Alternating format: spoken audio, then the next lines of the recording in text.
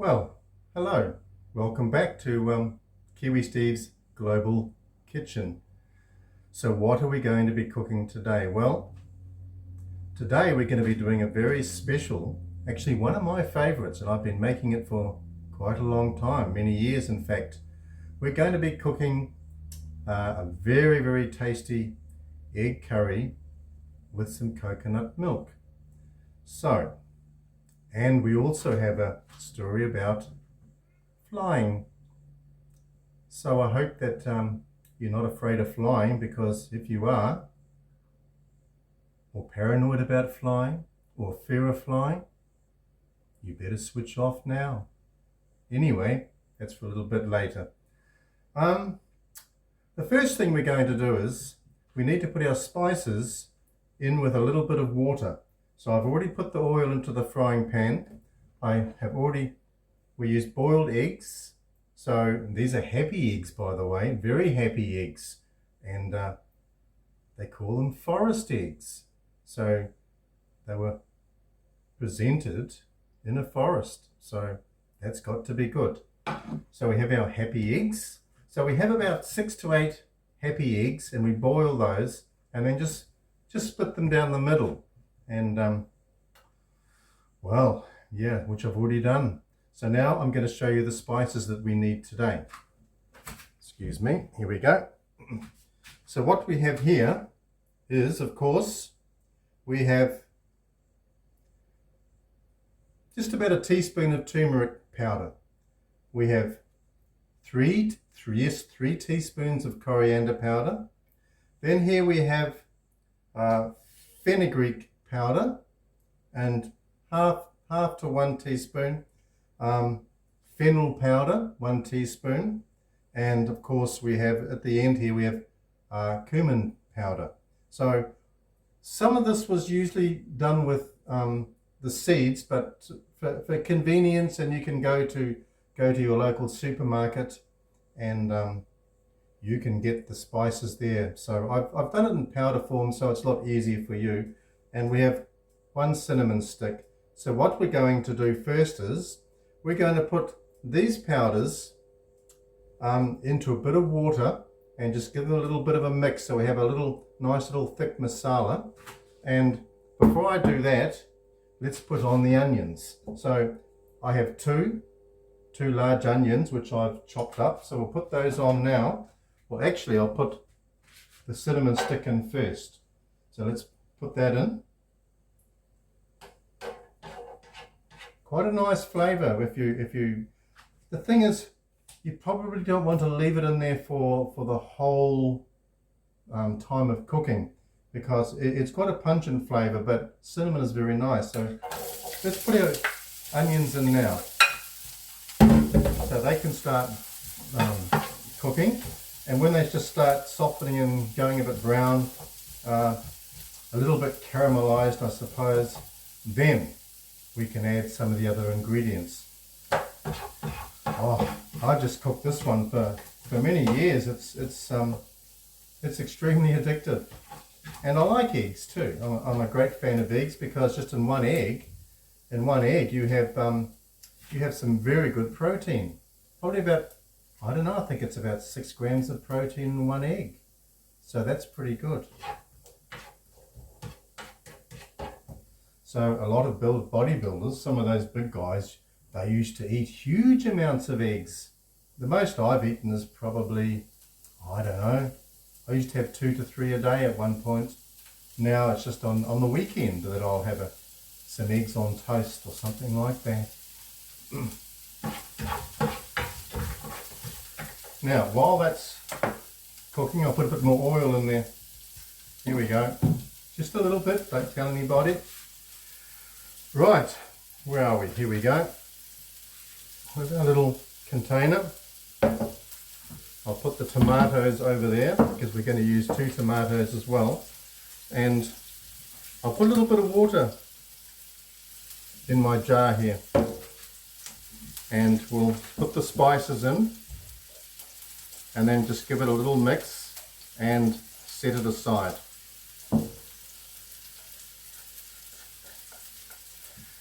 The interesting thing is you'll find using the coriander powder,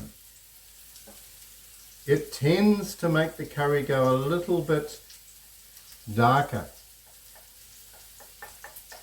Whereas the fenugreek can give it more of a yellow tinge, but we'll just see how it comes out. But normally it goes a little bit darker. And of course we have our chili powder, and I've used, for me, 2 teaspoons of Kashmiri chili powder. But maybe for you, unless you like it spicy, maybe just 1. But as I said, Kashmir chili powder is quite a mild, has quite a mild spice to it. It's not that hot, but it gives it a lot more red flavour, so probably compensates for the green from the coriander powder. Now we have our onions here. They're starting to brown around the edges and caramelise a little bit, so I'll just give a little bit of a mix there. And we're going to have, again, you really do need quite often ginger and garlic. Sometimes you can just have ginger, and sometimes you can miss out the ginger and the garlic and vice versa. But quite often, I quite like the flavour of the 2 mixed. So we've got 2 heaped teaspoons of ginger and garlic. So put those over there. Give that a little mix in.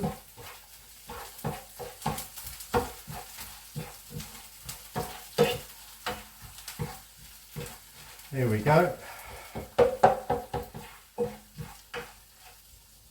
I hope you're having a nice day wherever you are, and I hope you enjoy the show, because a lot of interesting stories coming up. Some about flying,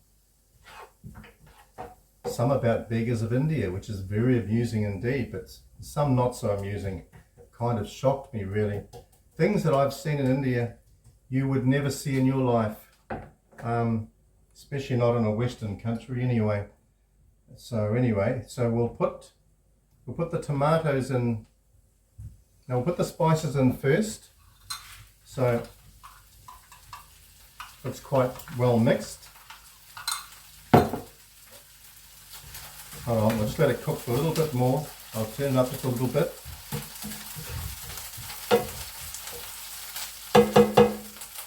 Well, it's Sunday for me, and I quite like Sunday because Saturday is always a busy day, and Sunday I tend to relax and just rest on a Sunday and think about cooking Indian food. Now let's put it's starting to squirt or spurt little bits of oil, so I'll put that in there, and that'll just sort of calm down the oil, and we'll mix it around until it starts caramelizing. It's looking good.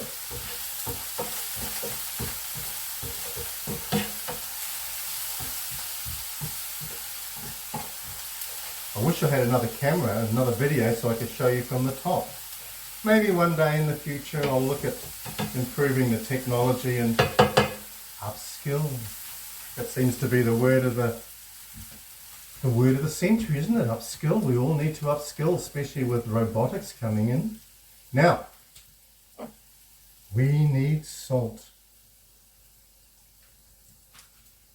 It just doesn't taste the same without salt. I'm sorry, but what I use is, because I know people are very careful about the amount of salt they use, but if you use rock salt or sea salt, that's a lot better for you. So I'm going to put some rock salt in. So close your eyes. I'm not putting much in really. That should be about enough. Normally with the other salt I was going 1, 2, 3, 4 and no more. But now I've gone more to the rock salt. We'll put our tomatoes in. There we go. So 2 large tomatoes. This will make a meal probably for about, I don't know, 4 people.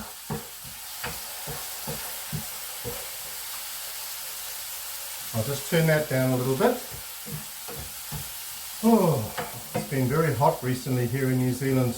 We've had a very hot summer and not a lot of rain.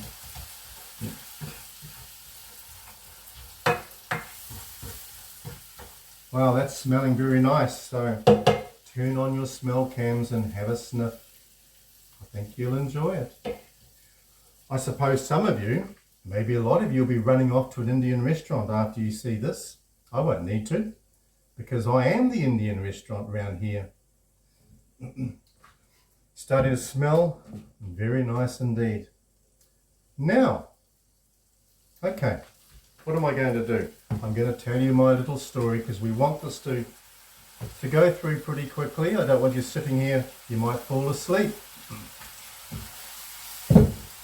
If you like flying, or if you don't like flying, preferably if you don't like flying, I'm not the person that you should be sitting with on a plane. But interesting, my first experience of flying, nobody's listening, was courtesy of the New Zealand Police. Yes, the New Zealand Police. And that's got you thinking, isn't it? The New Zealand Police and the government paid for my flight. And basically, I don't want to talk too much about that because maybe that's a story for another episode, but most of us start off in life from babies up, we're pretty good. But for me, it was the opposite. I got better as I grew older. And yeah, well, anyway, I enjoyed the flight, but I'll tell you about that some other time. It was a courtesy flight to probably to appease all the little I'm talking about, under 13 years of age, up and coming little naughty boys, which I was one.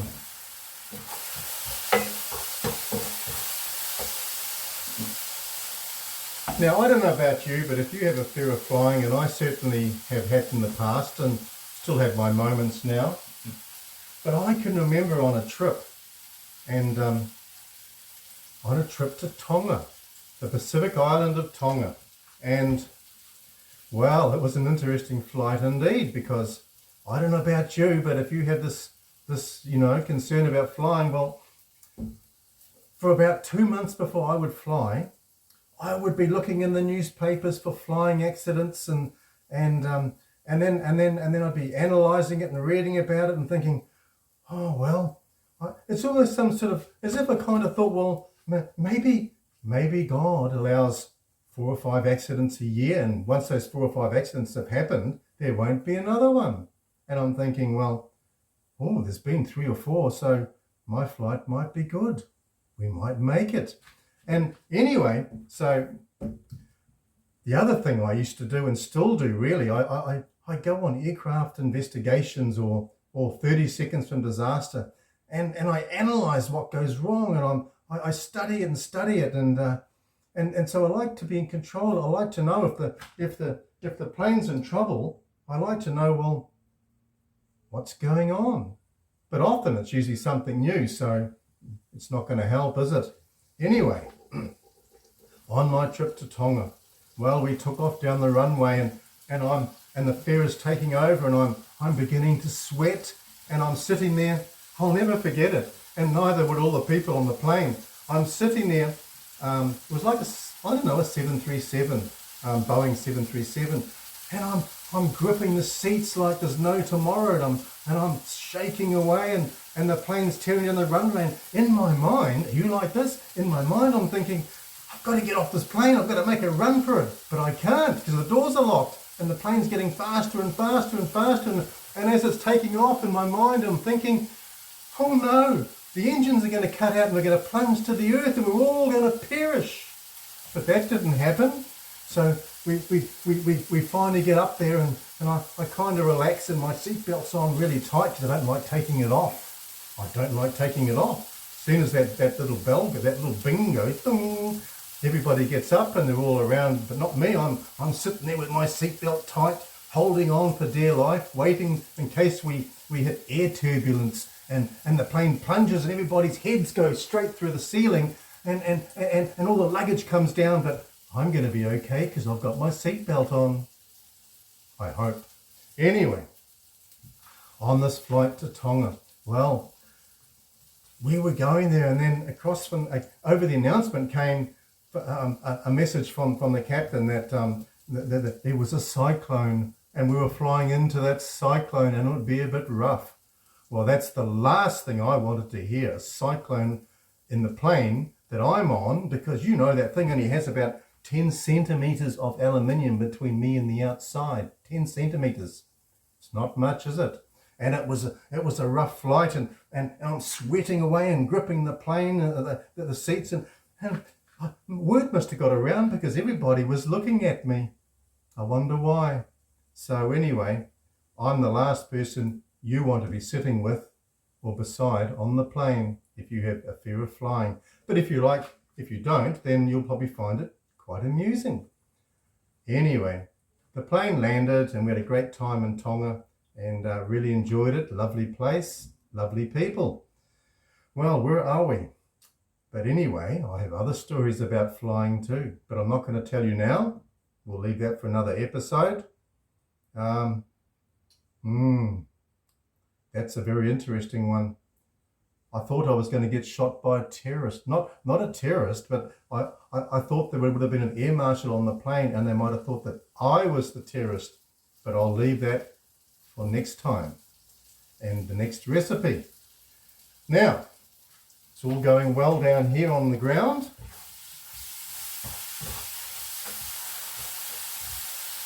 No message from the pilot. I'm the pilot here. I'm doing the cooking. And I'm very happy with this caramelization. I'll probably put a little, maybe another, I don't know, half a cup of water. But I'm going to put right now, you see, we've got coconut milk. Don't use coconut cream, it's just too strong, too thick. But I love coconut cream and I love coconuts. And oh my gosh, there's so many coconuts and they're so cheap. Don't stand under the tree, you might get hit on the head. So 1 tin of Coke, rather than getting a coconut and pulping it all up, I'm lazy. So I bought a tin of coconut milk. So half it I'm going to put in now.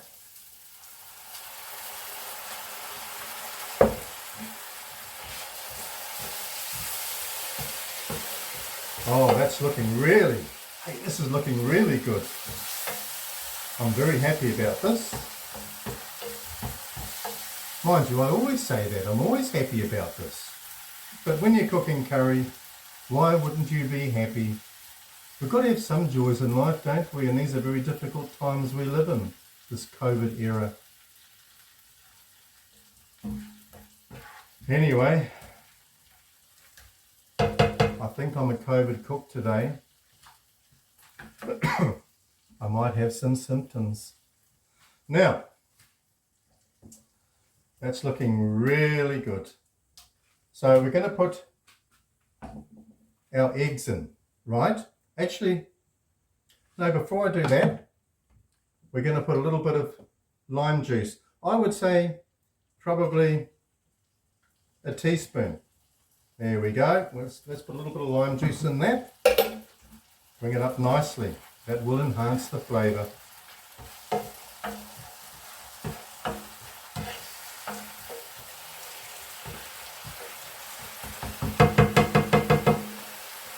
Oh, that's looking good. Now,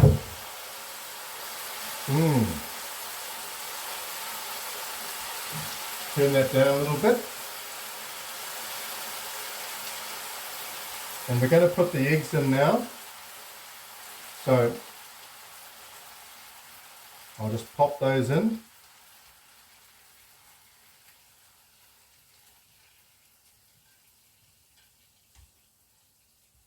There we go. Normally you could probably add water to this. I'm just going to mix them in like this.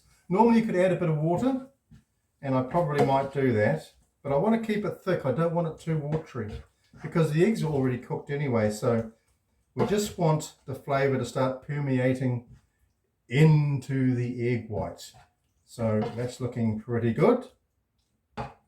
So we've covered our eggs with the masala. Oh my gosh, is it dinner time yet? I'm getting hungry. Oh. Well, you know what chefs do? And I suppose they do it in the kitchen before your meal comes out.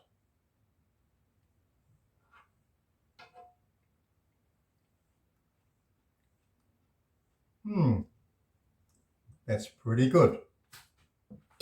Oh, I can taste the lime coming through as well. It's really nice.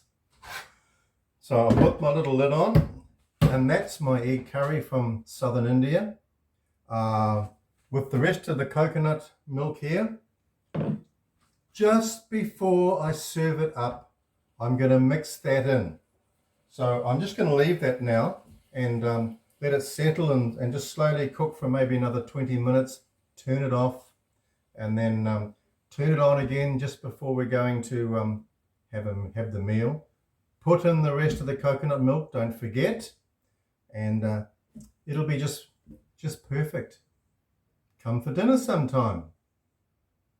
Might be a long way though if you're in America or in Europe. Anyway, you're welcome. Come for a meal. I might cook you egg curry. And I'm going to serve this today with brown rice. So thank you for watching the show. And if you're a member, please subscribe so we can get the numbers up a little bit. Might just keep me on for a little bit longer before they delete me, but hopefully not. So take care. Thanks for watching, and we'll see you next time. Bye-bye. This is Kiwi Steve's Global Kitchen. Over and out. Roger that.